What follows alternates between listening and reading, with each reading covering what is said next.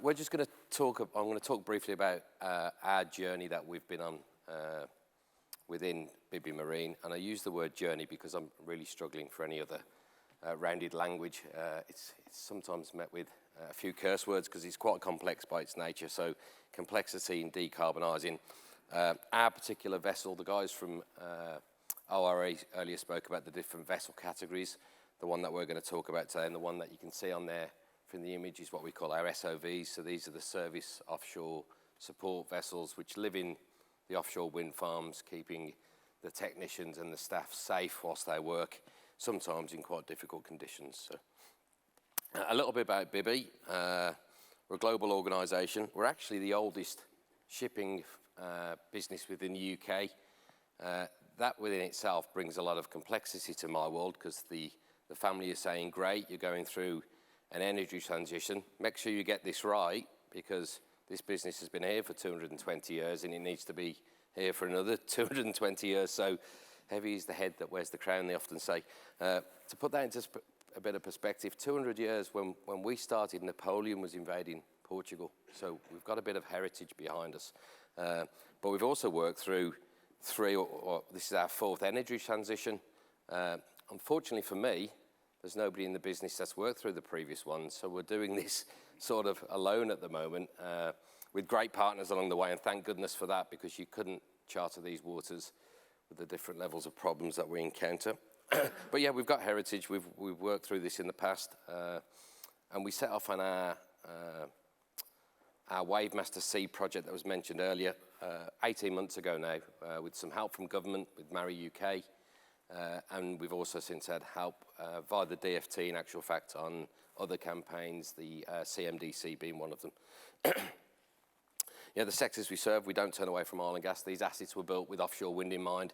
We still service the oil and gas market, but the vessels were designed primarily to be servicing the further round 3 and round 4 offshore wind turbines that are hitting the water now and projected to for the next half a century. To give you a sense of scale of what we're talking about, there's one of our vessels. That's the Wavemaster Horizon, currently working off the coast of Germany. The vessel emits 7,000 tonnes of carbon per annum. This is a state-of-the-art vessel. This is as good as it gets at the moment. So if we don't think about how we clean this industry up, you know, these vessels will be built at quite a phenomenal rate across the next 30, 40 years. And as a ship operator, I know that my vessel's putting 7,000 tonnes of carbon into the atmosphere. Doesn't make me feel with pride. We're the best of a bad bunch to some degree. There's some stats down there which sort of bring that to life. You know, that's akin to 1,000 3-bed homes carbon footprint per annum in the UK. The numbers that we spoke about earlier, and I'll come on to that myself, that becomes a big number when you hit the multiplier. Across the life of the vessel, I mean, 25 years is the minimum we expect this thing to last. It should actually last 30 years, maybe further, into, what's that, 175,000 tonnes of carbon. So that's the size of the problem. We've also embarked on our own ESG agenda, so how can I get there quicker? We could just offset our carbon, which is the sort of easy route to getting stuff done. So when we talk about net zero within our business, net zero is after we've chased out all the carbon that we possibly can.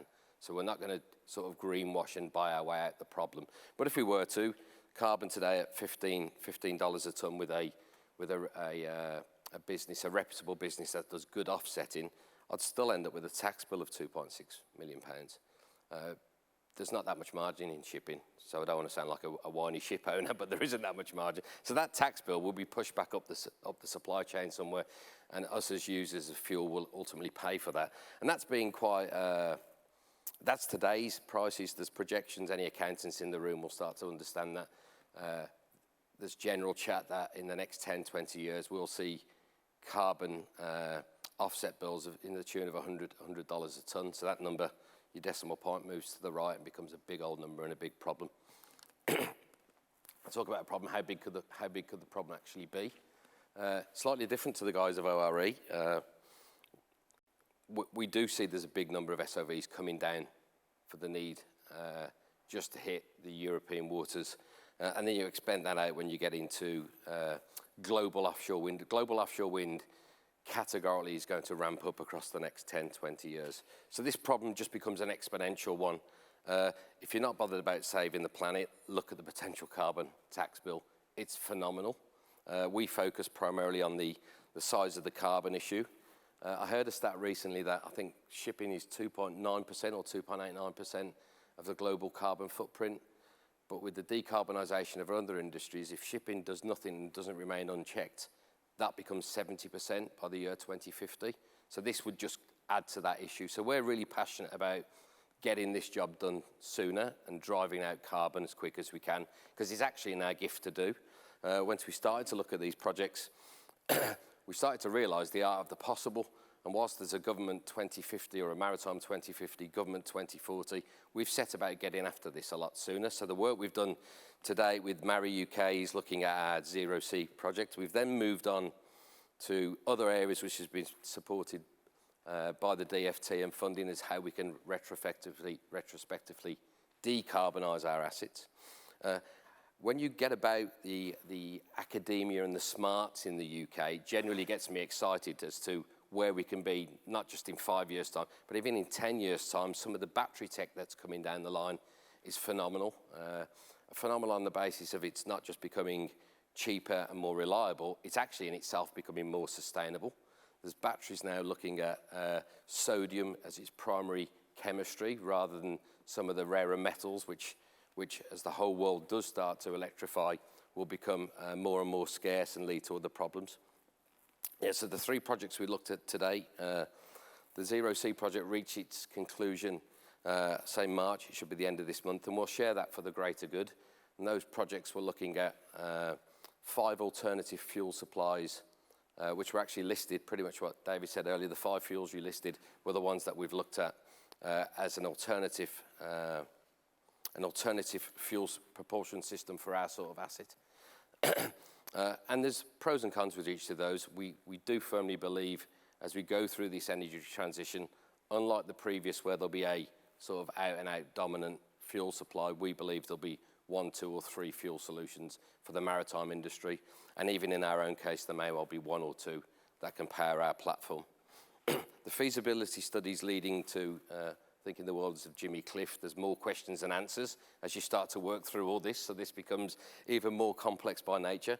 But what I do know, the collective will, and we're sticking our shoulder into this, we will overcome the hurdles that we're finding, and we will end up finding solutions that are for the greater good, really. I go back to the premise of we'll operate a few ships in our life, maybe 10, 20, 30, but this is a collective industry responsibility to do this as quick as it actually can. Challenges, trials and tribulations, which is a very apt title. What we are finding is, and I think it was in somebody's slides earlier, to the point of there's no easy win fuel solution. It would be great as a shipper operator if I could just go and buy a vessel tomorrow, knowing that the fuel that's going to be put in it is the fuel for life and all my woes go away. It's not going to be simple. We do have to appreciate there will be competing fuels at different points in the asset life cycle. So the way we build the fuel or way we build the asset today may well not be the way it operates at the end of its life. So a great example could be it could start its life in some sort of closed loop carbon system, may switch out to some battery system, and fast forward to the future, it could be operating at hydrogen in the field like it's in a couple of solutions. So with all that in mind, as we're working through our design spec of the vessel, what used to be a relatively simple approach has now become complex. The port infrastructure, I think Stuart from ORE said earlier that you can build a clean vessel today. You actually can. We're pretty sure we can get away and build a big battery vessel and set it off to sail at sea. I'm going to look rather foolish if I get to sea and there's nothing to recharge it on day one and we get back to port and there's no way of recharging it, we're in port. I've got myself a 50, 60 million pound white elephant. So the two are not uniquely excluded. They have to work close together because the port will look foolish if it builds infrastructure that the marine industry don't want and vice versa, clearly. So that collaboration piece is a word that's thrown about, but without that tight-knit network and working through these problems, we could both look rather daft with a bit of egg on our face, or an out-and-out winner and a ship owner or a port going to the wayside because it's made the wrong call. One of the things I did want to take the opportunity today to talk about is the scope 1, 2, and 3 emissions. There was an article in, I think it was in the FT yesterday or the day before. A large mining company in Australia was talking about what it's going to do about its scope 3 emissions. And the language back was rather disappointing, which was pretty much with, I'm not going to worry about that. That's somebody else's scope 1. They can get on and do it. We can't operate like that. It's just the wrong psyche to deal with. I mean, as a vessel operator, we go and work underneath the banner of a customer. And what is great is the guys within the offshore wind are actually taking a stand and capturing all their scope 3 very early. They see this problem. The quicker that we collectively share the carbon footprint, irrespective of where it lies in the supply chain, the quicker we'll get about chasing it out. And that really needs to be, as a ship owner operator, that's the mantra of us. As the end user charter of a vessel, we really want that to be the mantra. And that comes around, that's the sort of client that we now want to work with. People who see as the carbon burn is somebody else's issue because it's not either sat on their balance sheet or it's not on their scope 1. That isn't the sort of partner we like to work with. So that holistic view of what we expect from industry to ask of its supply chain, which is to decarbonise, but request it at a pace far greater than what, even in some cases, legislation's driving. That's where we see great opportunity to collaborate. We talk about a restricted tender process. More often than not within our sector, we only get real true engagement by the time we get to a tendering process, at which time there's lots of need to, there's an arm's length approach to a certain degree. So it's important that collaboration happens at the front prior to getting into any tender negotiations. And that way you can be open and transparent and get the best of the collective will that's within the industry. So the collaboration piece is vitally important. The spirit of how you collaborate is important, but also the purpose of what we're trying to do here, which is collectively lower the planet's carbon emissions and listen to the scientists and their messaging and get about it sooner and not necessarily move at the pace that governments and industry are driving. I think we can actually get there a lot quicker, and we're quite passionate about doing this as soon as possible. So what's next for us? We continue on the collaboration journey. We'll continue to speak to industry and understand the art of the possible. We'll leverage the universities and the expertise of the supply chain to get to the point of delivering and building a zero carbon vessel. This can be done, and it can be done really quickly. We are actually signed up to Operation Zero. We didn't sign up to that as a wishy-washy, nice to do. We've set about getting this done, and we'd like to be working, certainly in the North Sea, with clean assets, 25 and beyond. The commitment with technology, the more you talk to people, the more we'll get a joint view of what can win and what serves the industry quite well. And once that's established, then you get into the world of standardisation, creating efficiencies, and driving cost out of what will initially be a hike price in building one of these assets. But once that becomes the norm, everybody in this room will feel the benefit of lower carbon and ultimately lower build costs, which is for the greater good in terms of lowering overall maintenance within the field and the offshore wind farms over the years. I think that's me. Thank you very much.